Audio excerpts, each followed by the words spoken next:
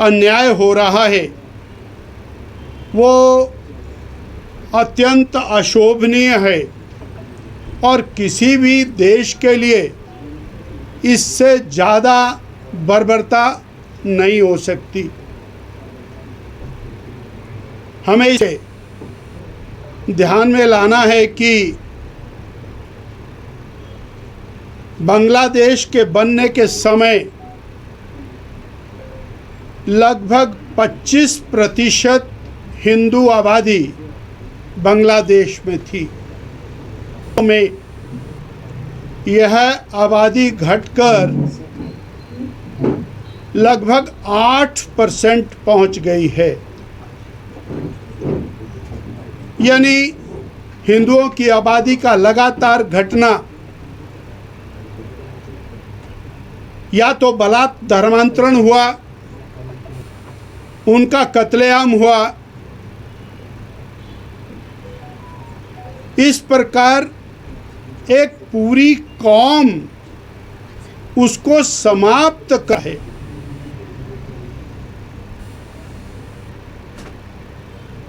आज ये और भी ज़्यादा चिंता की बात है, कहाँ चले गए हैं ये लोग?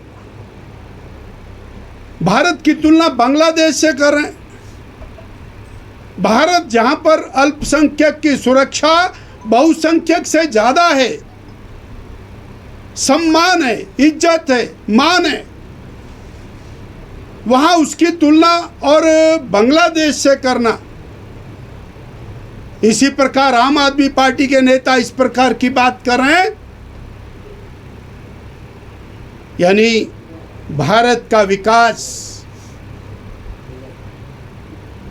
भारत की सामरिक ताकत, दुनिया के अंदर भारत की स्थिति जिस तरह से आगे बढ़ रही है,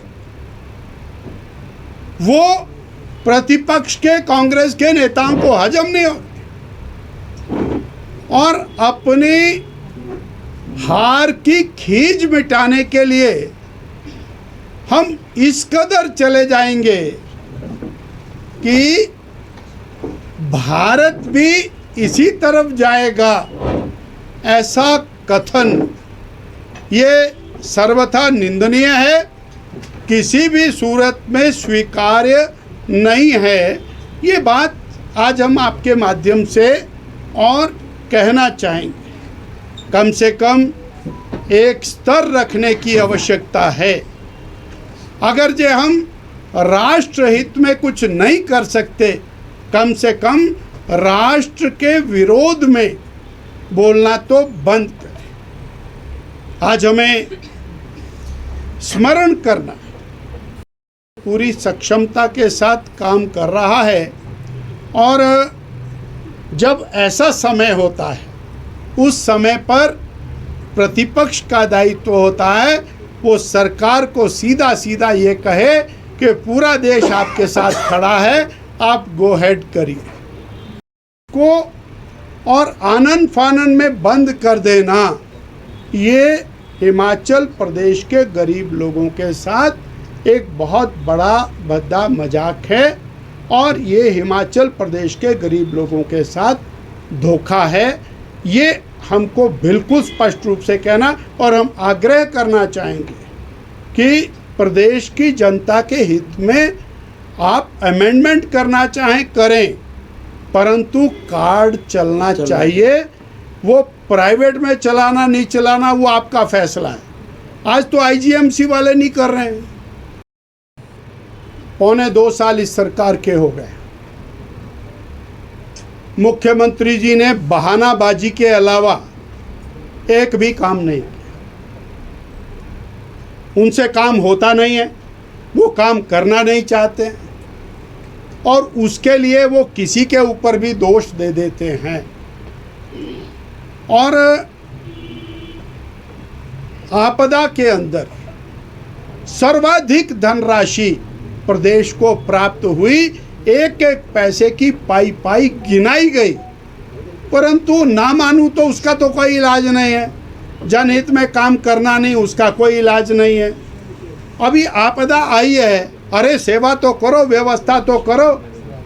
जिनके घर बह गए उनके लिए ज़मीन का प्रावधान आज तक नहीं हुआ। 1 साल हो गया, वो ज़मीन केंद्र ने देनी है क्या? 11,000 मकान दिए, वो मकान आज तक नहीं बांटे हैं, वो केंद्र बांटेगा क्या? आज आपदा आई स्मैज में, वहाँ पर एक तिल धरने की जगह नहीं बची। 26 घर वहाँ से बह गए हैं। 26 घरों के लिए 150, 200, 300 बीघे का गांव बसाना है। आप ज़मीन तलाशिए, आगे बढ़िए, केवल दोषारोपण मत करिए। ये बात मैंने रामपुर में भी कही कि हम सहयोग की तरह से साथ खड़े हैं, इसलिए कि प्रदेश हमारा आपका सबका है।